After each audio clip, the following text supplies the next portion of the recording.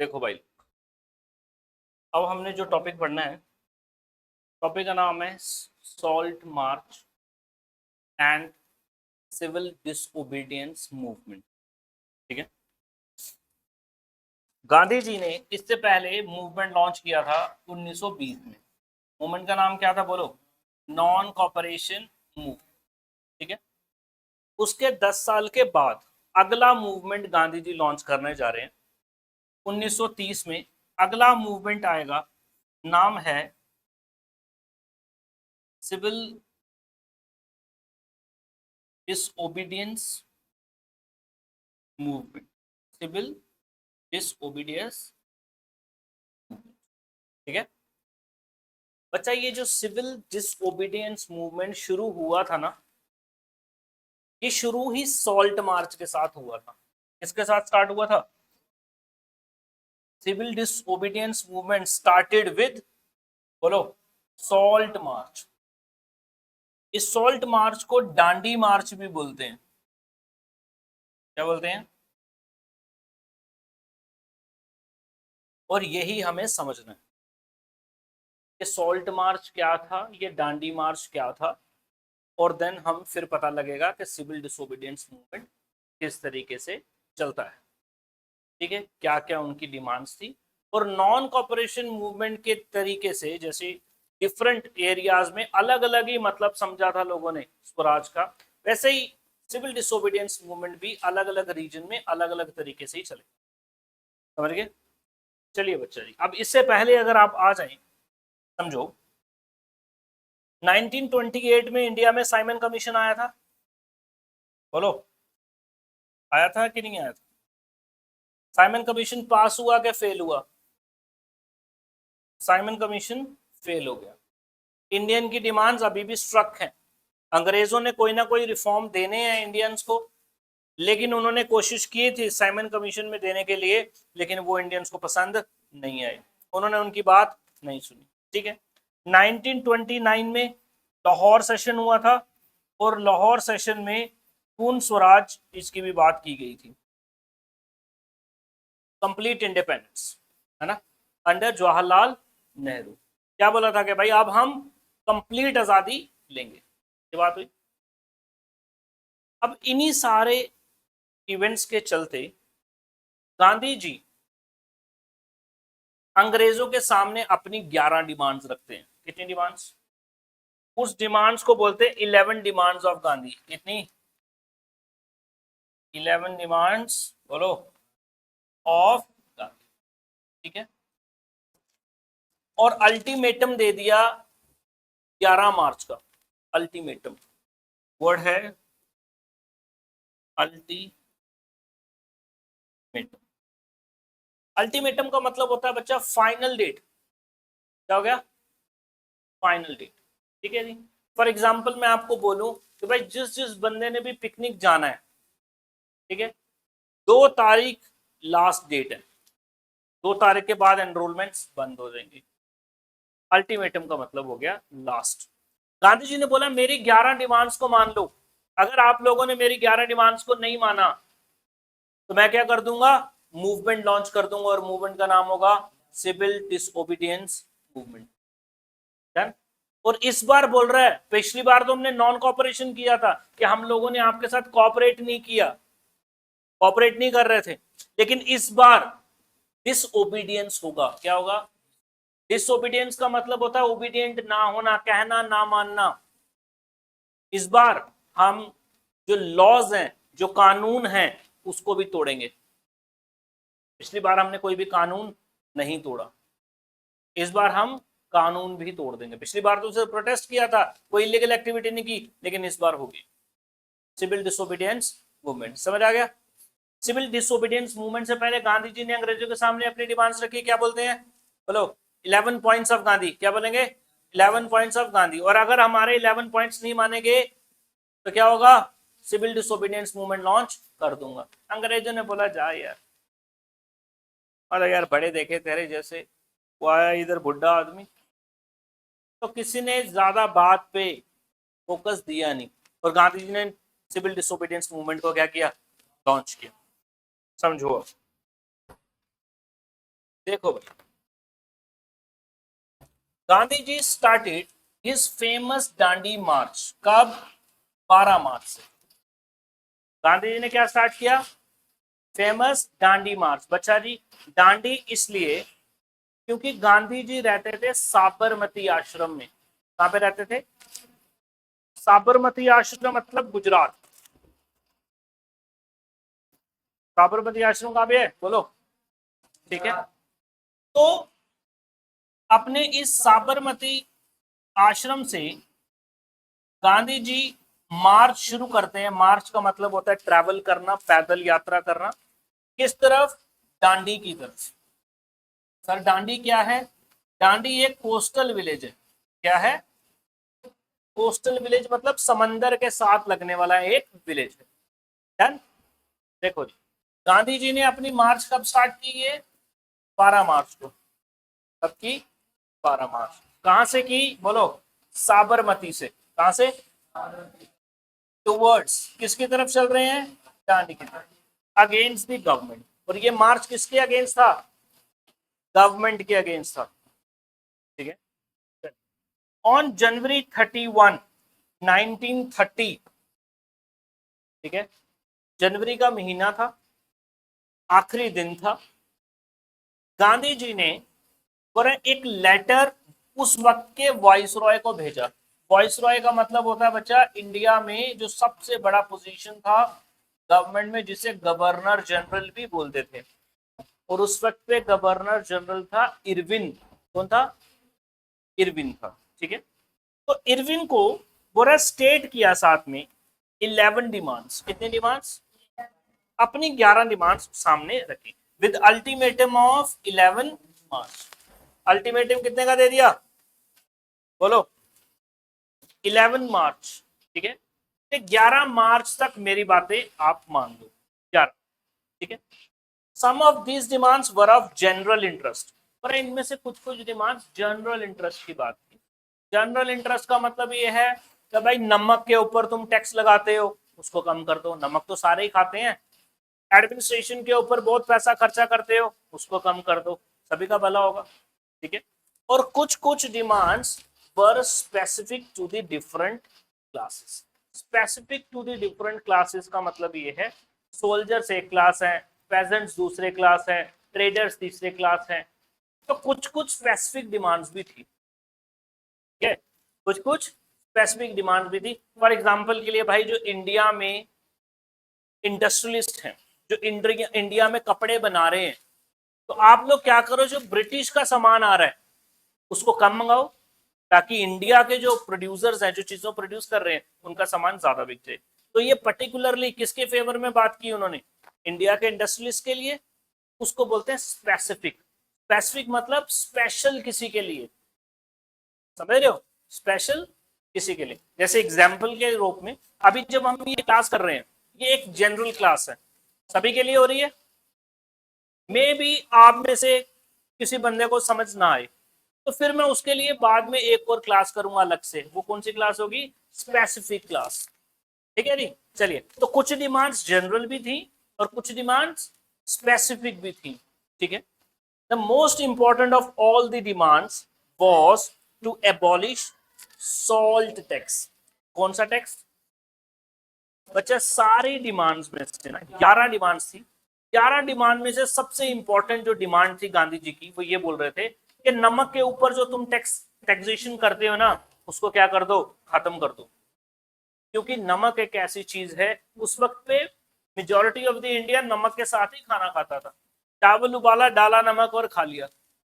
और नमक के बिना तो इंडियन खाना बन नहीं सकता, क्या किसी का भी नहीं बन सकता? नमक एक एसेंशियल आइटम है कि नहीं? और सारे सारे ही लोग खाते हैं, अमीर हो गरीब हो, अनपढ़ हो पढ़ा लिखा हो, कोई भी कास्ट हो कोई भी क्लास हो, नमक तो सारे कंज्यूम करते हैं। चलिए जी, इसके बाद Gandhi ji along with his 78 chosen followers. कितने फॉलोअर्स थे गांधी जी के साथ? 78 फॉलोअर्स। चोजन मतलब जो उन्होंने चुने थे, से उन्होंने 78 फॉलोअर्स अपने चुने, और 78 फॉलोअर्स के साथ में आश्रम से चल दिए डांडी कोस्टल विलेज की तरफ। ठीक है जी, चलिए, जिसमें एक लेडी हैं जिनका नाम है सरोजनी नायडू, कांग्रेस की इंपॉर्टेंट लीडर थी, याद रखना, ठीक है जी। And they walked for 24 days, कितने, ठीक है, 24 डेज तक पैदल चले, कवर्ड 240 माइल्स, और टोटल उन्होंने कितना एरिया कवर किया, 240 मील जो है एरिया को उन्होंने कवर किया, ठीक। 6 अप्रैल 1930 को गांधी जी रीच दांडी, यानी कि जो अपनी डेस्टिनेशन है वहां पे पहुंच जाते हैं बच्चा। स्टार्ट कब हुआ, जल्दी बोलो, 12 मार्च, पहुंच कब गए, 6 अप्रैल। एक एक नंबर के लिए पूछता है आपको एग्जामिनर कि दांडी मार्च स्टार्ट कब हुआ, और जो दांडी मार्च में 78 फॉलोअर्स के साथ गांधी जी निकले वो कब पहुंच गए, इधर हरी, ठीक है, 6 अप्रैल 1930 को पहुंच गए गांधी जी, पहुंचे दांडी। दांडी क्या है, एक कोस्टल विलेज, कहां पे, Gujarat. And here Gandhi ji broke the salt law, नमक का कानून तोड़ दिया। बच्चा नमक के कानून का मतलब ये है, उस वक्त पे ना नमक सिर्फ और सिर्फ सरकार ही बना सकती थी, सिर्फ सरकार ही बना सकती थी, तो इसको बोलते हैं मोनोपोली। क्या बोलते हैं बच्चा, मोनोपोली का मतलब होता है सिर्फ एक ही का अधिकार, एक ही बंदे का अधिकार, मोनोपोली। जैसे इंडिया है, जो इंडिया, इंडियन रेलवेज पता है आपको, सिर्फ सरकार ही चलाती है रेलवेज, क्या और कोई कंपनी चलाती है रेलवेज, नहीं चलाती, है ना, तो वो मोनोपोली है सरकार की। उस वक्त पे नमक की प्रोडक्शन क्या थी, सरकार की मोनोपोली, और सरकार उसके ऊपर टैक्स भी लगाती थी, डन। और गांधी जी साबरमती से निकले, डांडी पहुंच गए, और डांडी में जाके नमक को क्या किया, मैन्युफैक्चर भी किया। गांधी जी ने उसको सिंबॉलिकली अपने हाथ में उठाया, और लोग जो उनके फॉलोअर्स थे और कोस्टल विलेजेस जितने भी थे लोग, उन्होंने नमक बनाना क्या कर दिया, स्टार्ट कर दिया, समझ रहे हो, क्योंकि गांधी जी की 11 डिमांड्स उन्होंने मानी नहीं थी, और गांधी जी ने मूवमेंट को चलाना था, और उन्होंने शुरुआत पता कहां से की, नमक के कानून को तोड़ने से। गांधी जी ने नमक को चुना बच्चा, गांधी एक बड़े फार साइटेड बंदे हैं।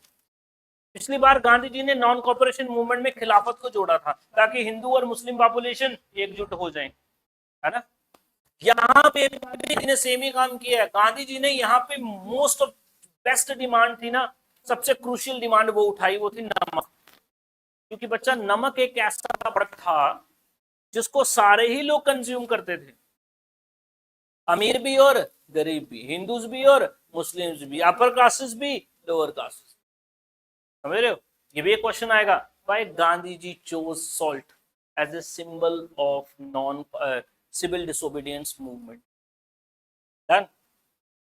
बिकॉज नमक जो है इट वॉज कंज्यूम्ड और it is consumed alike by everyone, हर एक बंदा उसको यूज करता है।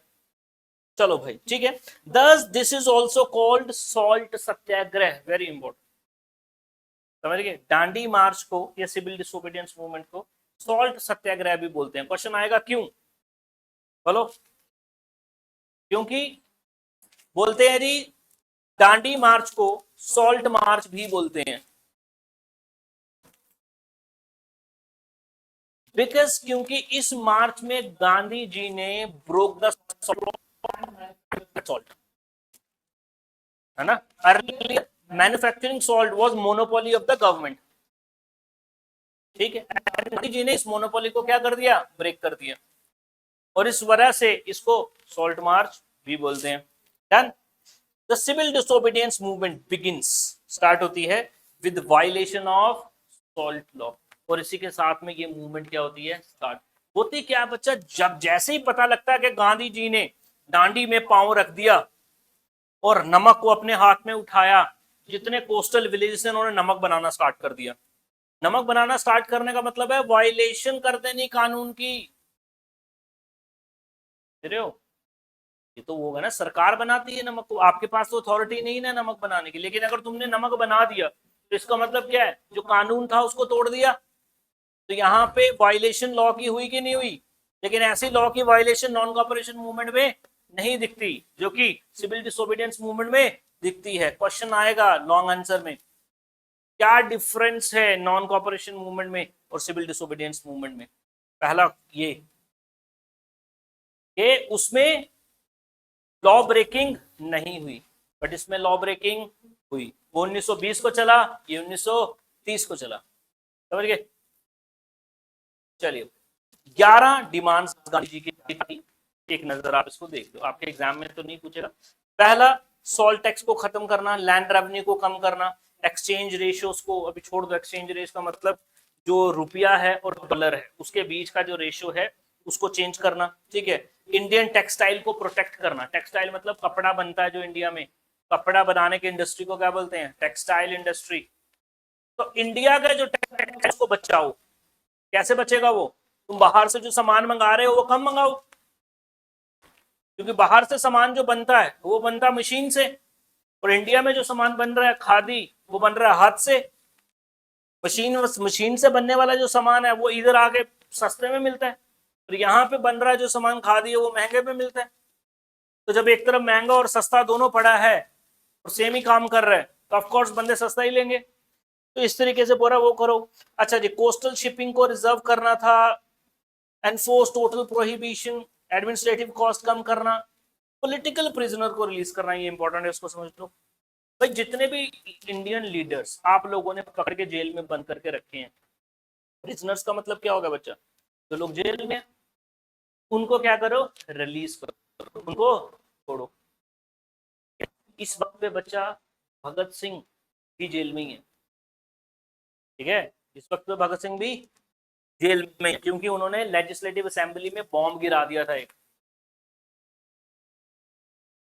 ऊपर से उन्होंने एक बंदे की हत्या भी कर दी थी, जॉन सॉन्टर्स उसका नाम, वो कर दी थी, पुलिस में था, ASP assistant superintendent of police, वो भी क्या थे, जेल में थे इस वक्त, ठीक है। चलिए जी, आर्म्स एक्ट को अमेंड करो। आर्म्स एक्ट का मतलब इधर इधर इधर, फिर बाद में तू चैट जीपीटी देखता है। चलिए जी, आर्म्स एक्ट, आर्म्स का होता है वेपन्स। ऐसे एक्ट होते थे बच्चा कि अंग्रेज लोग वेपन रख सकते थे, लेकिन इंडियन बंदे अपनी सिक्योरिटी के लिए वेपन्स नहीं रख सकते थे।